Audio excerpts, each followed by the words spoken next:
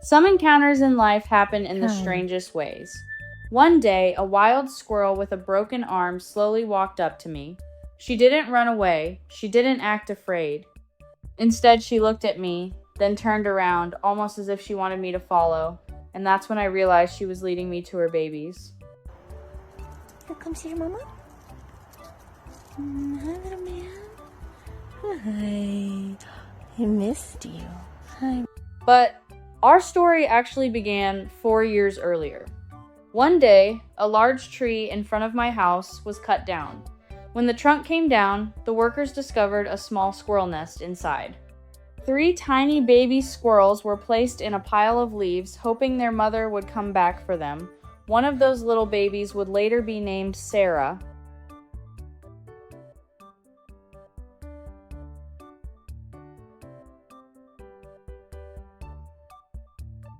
For 4 days, I did everything I could to give their mother a chance to return. If a mother squirrel is alive and nearby, she will usually come back for her babies. So I kept my distance, watching and waiting. I hoped, but she never came.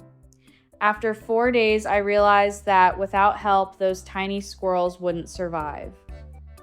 Why are you so obsessed with these? Maybe it's so funny. So I brought them inside and began raising them by hand. Those were days with very little sleep, feeding them around the clock, keeping them warm, checking on them constantly. They were so small and fragile that I was always afraid I might do something wrong.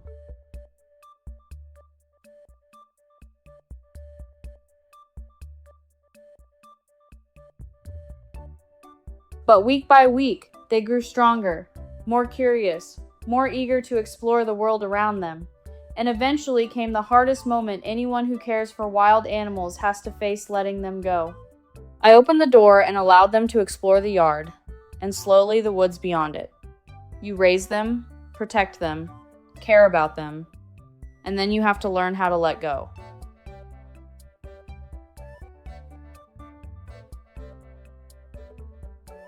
Two of the squirrels eventually moved on, just like most wild squirrels do once they're independent. But Sarah was different. She didn't leave my yard. Instead, she built her nest right in the backyard. From that moment on, it seemed like she had chosen this place as her home. Hi. You want to go in the pockets? You know where they are. Here, go ahead, baby. Oh, you got it. I'm going to save that one for later. Every day when I came home from work, Sarah would run down the driveway to meet me. Not for food, not out of fear, just because she wanted to come say hello. Over time, Sarah wasn't just a squirrel in my yard anymore. She became a little friend. Baby. You want to get a tweet? Okay, I'll get a tweet from the mama.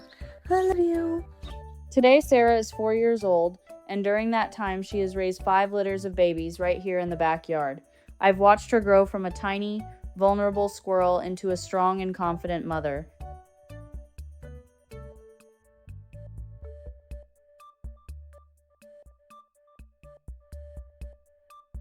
One of the most remarkable things about Sarah is the level of trust she shows me.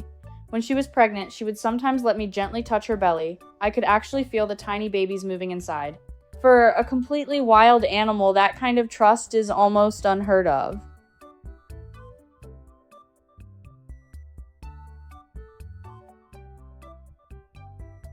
In the backyard, I still keep a small outdoor enclosure with nesting boxes and extra shelter. Sometimes Sarah moves her babies there when she feels they need a little more protection.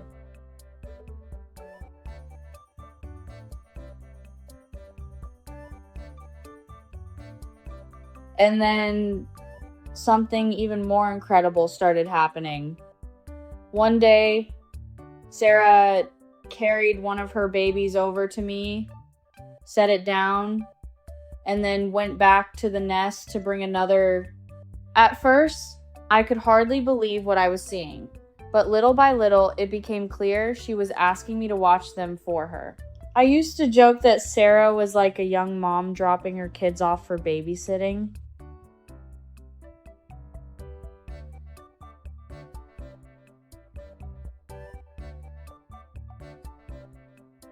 Then one day, I noticed something wasn't right. Sarah was moving slower than usual. One of her front legs was injured. but in her nest, she still had 3 tiny babies. Instead of hiding from me, Sarah did something very similar to the way our story began. She led me straight to her nest. Okay, girl. What are you doing, baby? I moved the babies into the outdoor enclosure so she wouldn't have to climb so much with an injured arm. And Sarah let me help. She watched closely, but she didn't fight me. She trusted me.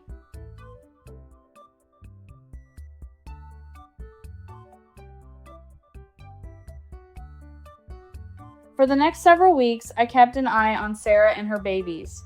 I made sure food and water were always nearby so she wouldn't have to push herself too hard.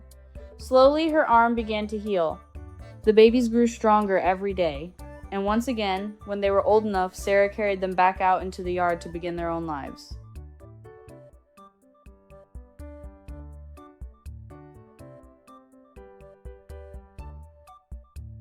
The hardest part about caring for wild animals is knowing you can't protect them forever.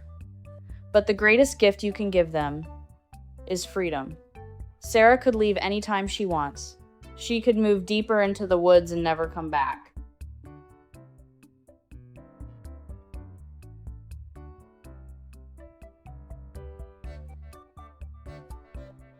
But year after year, she chooses to build her nest right here. I never think of Sarah as a pet. She's still a wild squirrel. She makes her own choices. And that's exactly what makes this relationship so special. There's something powerful about earning the trust of a wild animal without taking away its freedom.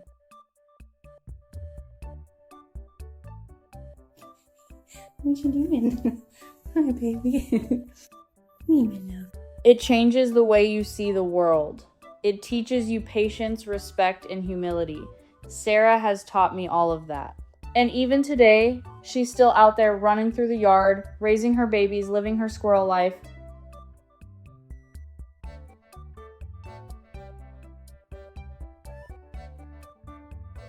And sometimes, when I come home from work, she still runs down the driveway to meet me. If Sarah's story touched your heart, feel free to like this video and share it with someone who might need a little reminder that trust can grow in the most unexpected ways. Thanks for watching. Hi, my beautiful girl. Hi. Oh, look at that beautiful mama.